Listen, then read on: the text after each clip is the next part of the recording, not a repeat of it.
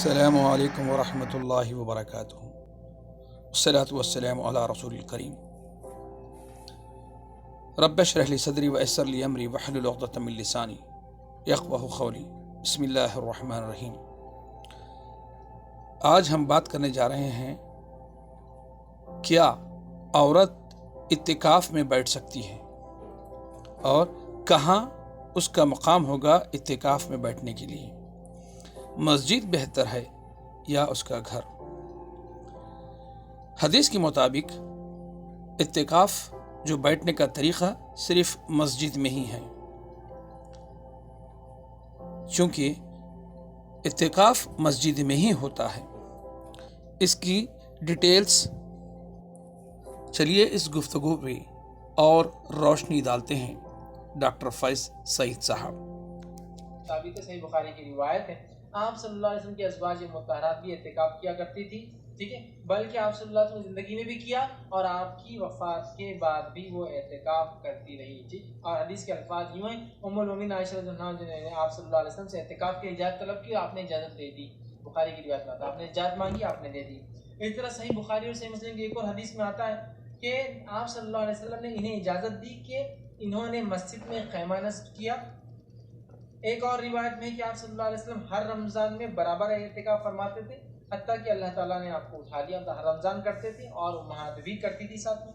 اسی طرح ایک اور روایت میں آتا ہے کہ جو ہے آپ صلی اللہ علیہ وسلم کے وفات کے بعد بھی جو ہے امہات المومنین اعتکاف کرتی تھی، صحیح بخاری صحیح مسلم کی روایت ہے۔ مطلب اعتکاف نبی کی زندگی میں ازواج نے کیا، اعتکاف نبی کی زندگی کے بعد ازواج نے کیا، اور دونوں ہی صورتوں میں اعتکاف کہاں کیا؟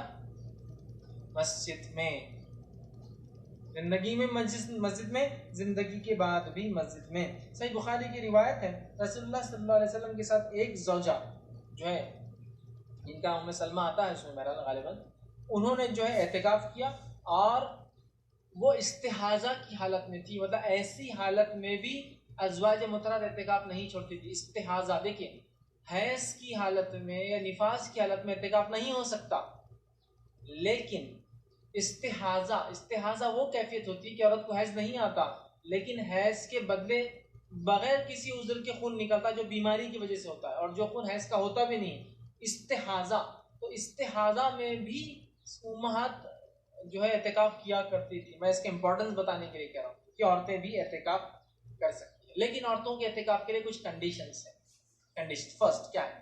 سب سے پہلی کنڈیشن ہے کہ شوہر یا ذمہ دار، شوہر ذمہ دار مطلب والد، بھائی، جو جس کے ماتحت وہ رہتی ہے، اس کے گارجین جس کو بولیں گے، اس کے اجازت کے بغیر عورت اعتکاف نہیں کر سکتی۔ اس کی دلیل یہ ہے کہ مائی عائشہ رضی اللہ عنہا نے جو بخاری کی روایت ہم نے ابھی دیکھی، اس میں آتا ہے کہ آپ نے اعتکاف سے قبل اللہ کے رسول سے اجازت طلب کی اور آپ نے اجازت دے دی۔ تو پتہ چلا شوہر کی اجازت کے بغیر بیوی اعتکاف نہیں کر سکتی۔ اور امام شافعی اور امام احمد بن حنبل رحمہ اللہ، ان کے قول کے مطابق وہ کہتے ہیں کہ شوہر کی اگر بغیر اجازت کے تو عورت اعتکاف کر لے تو اس کو پورا حق اختیار ہے شوہر کو اس کا اعتکاف توڑا کر اس کو واپس لائے، چونکہ اعتکاف نفلی عبادت ہے۔ اور ایک حدیث واضح ہے جس میں آپ صلی اللہ علیہ وسلم نے فرمایا عورت نفل روزے بغیر شوہر کی اجازت کے نہ رکھے۔ تو پتہ چلا نفلی عبادت کے لیے کیا چیز ضروری ہے؟ شوہر کی اجازت۔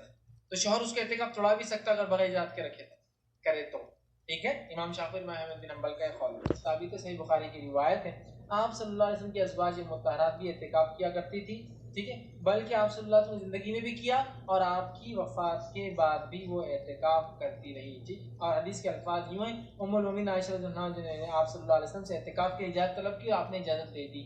بخاری کی روایت میں آتا ہے، آپ نے اجازت مانگی، آپ نے دے دی۔ اس طرح صحیح بخاری اور صحیح مسلم کی ایک اور حدیث میں آتا ہے کہ آپ صلی اللہ علیہ وسلم نے انہیں اجازت دی کہ انہوں نے مسجد میں خیمہ نصب کیا۔ ایک اور روایت میں کہ آپ صلی اللہ علیہ وسلم ہر رمضان میں برابر اعتکاف فرماتے تھے، حتیٰ کہ اللہ تعالیٰ نے آپ کو اٹھا لیا، ہر رمضان کرتے تھے اور امہات بھی کرتی تھی ساتھ میں۔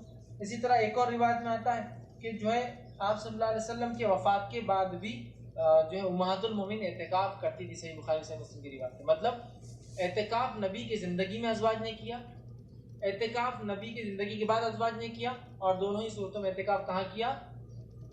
مسجد میں۔ زندگی میں مسجد میں، زندگی کے بعد بھی مسجد میں۔ صحیح بخاری کی روایت ہے، رسول اللہ صلی اللہ علیہ وسلم کے ساتھ ایک زوجہ جو ہے، جن کا ام سلمہ آتا ہے اس میں بہرحال غالباً، انہوں نے جو ہے اعتکاف کیا اور وہ استحاضہ کی حالت میں تھی، مطلب ایسی حالت میں بھی ازواج مطہرات اعتکاف نہیں چھوڑتی تھی. استحاضہ دیکھیں، حیض کی حالت میں یا نفاس کی حالت میں اعتکاف نہیں ہو سکتا، لیکن استحاضہ وہ کیفیت ہوتی ہے کہ عورت کو حیض نہیں آتا لیکن حیض کے بدلے بغیر کسی عذر کے خون نکلتا جو بیماری کی وجہ سے ہوتا ہے، اور جو خون حیض کا ہوتا بھی نہیں. استحاضہ، تو استحاضہ میں بھی امہات جو ہے اعتکاف کیا کرتی تھی. میں اس کے امپورٹنس بتانے کے لیے کہہ رہا ہوں کہ عورتیں بھی اعتکاف کر سکتی ہیں، لیکن عورتوں کے اعتکاف کے لیے کچھ کنڈیشنز ہیں. کنڈیشن فرسٹ کیا ہے؟ سب سے پہلی کنڈیشن ہے کہ شوہر یا ذمہ دار، شوہر ذمہ دار مطلب والد بھائی جو جس کی ماتحت وہ رہتی ہے، اس کے گارجین جس کو بولیں گے، اس کے اجازت کے بغیر عورت اعتکاف نہیں کر سکتی. اس کی دلیل یہ ہے کہ مائی عائشہ رضی اللہ عنہا جو بخاری کی روایت ہم نے ابھی دیکھی، اس میں آتا ہے کہ آپ نے اعتکاف سے قبل اللہ کے رسول سے اجازت طلب کی اور آپ نے اجازت دے دی. تو پتہ چلا شوہر کی اجازت کے بغیر بیوی اعتکاف نہیں کر سکتی. اور امام شافعی اور امام احمد بن حنبل رحمہ اللہ ان کے قول کے مطابق وہ کہتے ہیں کہ شوہر کی اگر بغیر اجازت کے تو عورت اعتکاف کر لے تو اس کو پورا حق اختیار ہے شوہر کو اس کا اعتکاف توڑا کر اس کو واپس لائے، چونکہ اعتکاف نفلی عبادت ہے. اور ایک حدیث واضح ہے جس میں آپ صلی اللہ علیہ وسلم نے فرمایا عورت نفلی روزے بغیر شوہر کی اجازت کے نہ رکھے. تو پتہ چلا نفلی عبادت کے لیے کیا چیز ضروری ہے؟ شوہر کی اجازت. تو شوہر اس کا اعتکاف توڑا بھی سکتا اگر بغیر اجازت کے رکھے کرے تو ٹھیک ہے. امام شافعی احمد بن حنبل کا قول ہے. اب چلیے معلومات میں اور بھی اضافہ کرتے ہیں عورت کے اعتکاف کے بارے میں. ڈاکٹر فرحت ہاشمی صاحبہ کیا کہتے ہیں؟ کسی مسجد میں یا قریب میں کوئی ایسی جگہ ہے ہی نہیں، یعنی مسجد میں تو عموماً بعض اوقات عورتوں کی نماز پڑھنے کی جگہ نہیں، تو اعتکاف کی جگہ کہاں ہوگی؟ یا یہ کہ جگہ تو ہے لیکن محفوظ نہیں. تو ایسی صورت میں پھر انسان بالکل نیکی سے محروم نہ رہے، گھر میں بیٹھ جائے جہاں اس نے اپنی نماز کی جگہ گھر میں بنائی ہوئی ہے. لیکن اصل اعتکاف جو مسنون ہے وہ جامع مسجد میں ہی ہوتا ہے، گھر کی مسجد میں یا اس میں نہیں ہوتا. اب اس میں آپ سوچ رہے ہوں کہ کنفیوژن ہو گیا آپ کی، اچھا یہ ہوتا ہے یا نہیں ہوتا، اسی لیے بہت سوال اٹھتے ہیں. اگر ایک بات آپ سمجھ لیں تو سارے کنفیوژن دور ہو جائیں گے.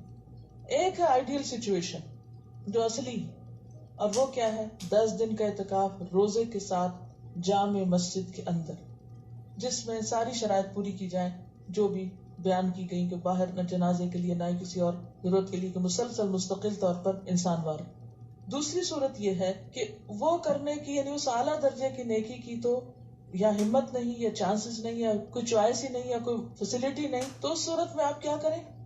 دن کم کر سکتے ہیں. اگر کسی کو کوئی ایسا شرعی عذر ہے کہ روزہ نہیں رکھ رہا تو سوچتا ہے چلو میں ایک جگہ بیٹھ کے عبادت کر لوں، مسجد میں نہیں تو گھر میں بیٹھ جائے. وہ پھر کیا ہے؟ کنوینئنس کا اعتکاف. ٹھیک ہے، تو کنوینئنس میں تو پھر آپ ایک دن کا کر لیں، گھر میں بیٹھ کے کر لیں، کھانا بھی پکا لیں اور آ کے اپنی جگہ پہ بھی بیٹھ جائیں، پھر وہ ایک دوسری صورت ہے. تو اس فرق کو اگر آپ پہچان جائیں تو سارے مسئلے حل ہو جائیں گے. یا تو آپ وہ اعتکاف کریں جو اصل اعتکاف ہے جس کو اعتکاف کہا گیا، اور اگر وہ نہیں تو پھر جو چاہیں کریں، جتنی دیر بھی کریں، کیونکہ عبادت ضائع نہیں ہوتی.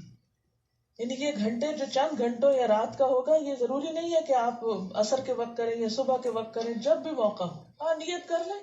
تراویح کے لیے جب آپ جائیں تو اس وقت کی نیت کر لیں کہ میں اس وقت میں اعتکاف میں ہوں. بس اصل میں فائدہ اس کا کیا ہے؟ یکسوئی سے عبادت کرنا، یہ اصل مقصد ہے. عورتوں کو بھی اعتکاف کرنا چاہیے. عن عائشہ رضی اللہ عنہا ان النبی صلی اللہ علیہ وسلم کان یعتکف العشر الاواخر من رمضان حتی توفاہ اللہ ثم اعتکف ازواجہ من بعدہ، رواہ مسلم. حضرت عائشہ رضی اللہ تعالی عنہا سے روایت ہے کہ نبی اکرم صلی اللہ علیہ وسلم رمضان المبارک کا آخری عشرہ 21 سے 30 رمضان تک اعتکاف فرمایا کرتے تھے، یہاں تک کہ آپ نے وفات پائی. آپ کے بعد آپ کی ازواج مطہرات نے اعتکاف کیا.